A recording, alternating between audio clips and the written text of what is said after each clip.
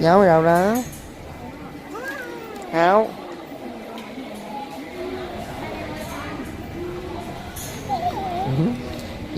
Với Háo giỡn trước khi lên máy bay. Rồi cái ghế này.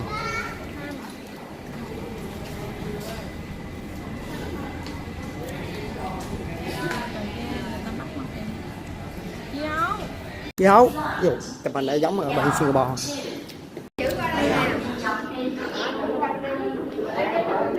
Để bao quay nè. Quá đẹp.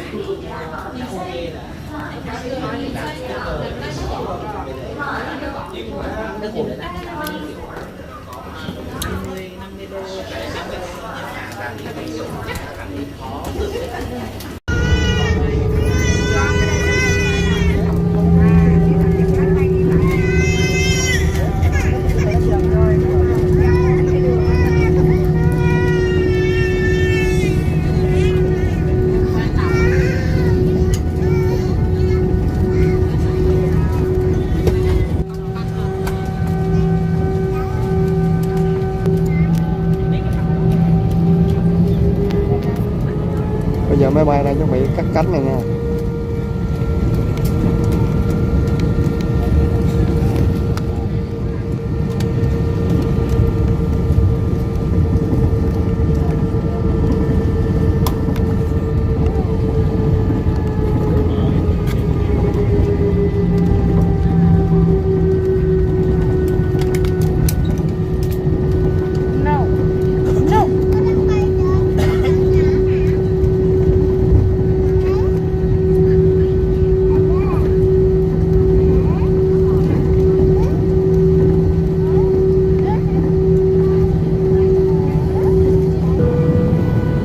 Bắt đầu nó quanh lại nó lại nha.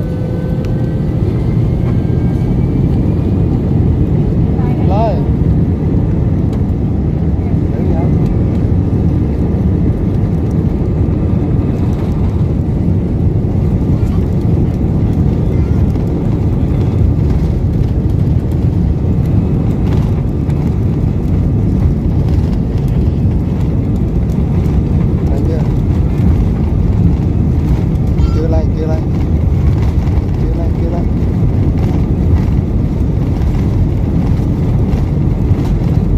Nó vòng như ngựa, ai nói đây máy bay không vòng. Lên, có một lay nữa.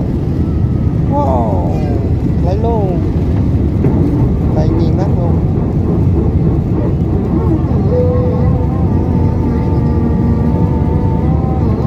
Lay vậy đó.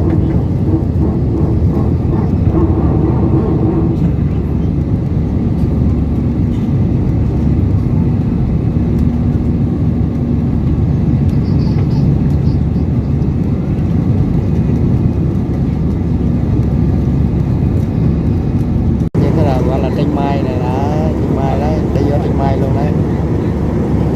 Giờ thấy toàn là Mai không? Như thế nào gọi là trên Mai đấy, đây gọi là trên Mai đó.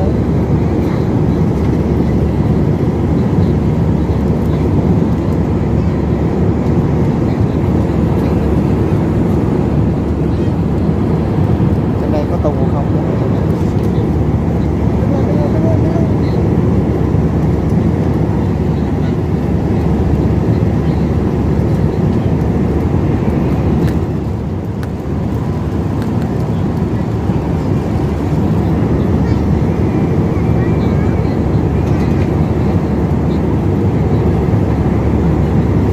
One degree centigrade, the ground speed is 900 km per hour. We will start descending to trên Mai nữa nè, trên Mai một đoạn nữa.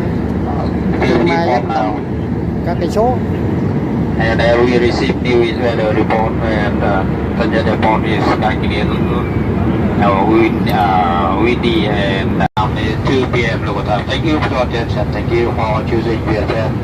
And we are looking forward to see you again soon. Thank you. Bye bye.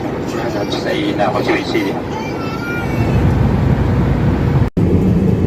Đây là lúc cảm giác máy bay đi qua ổ gà, hay là ổ voi.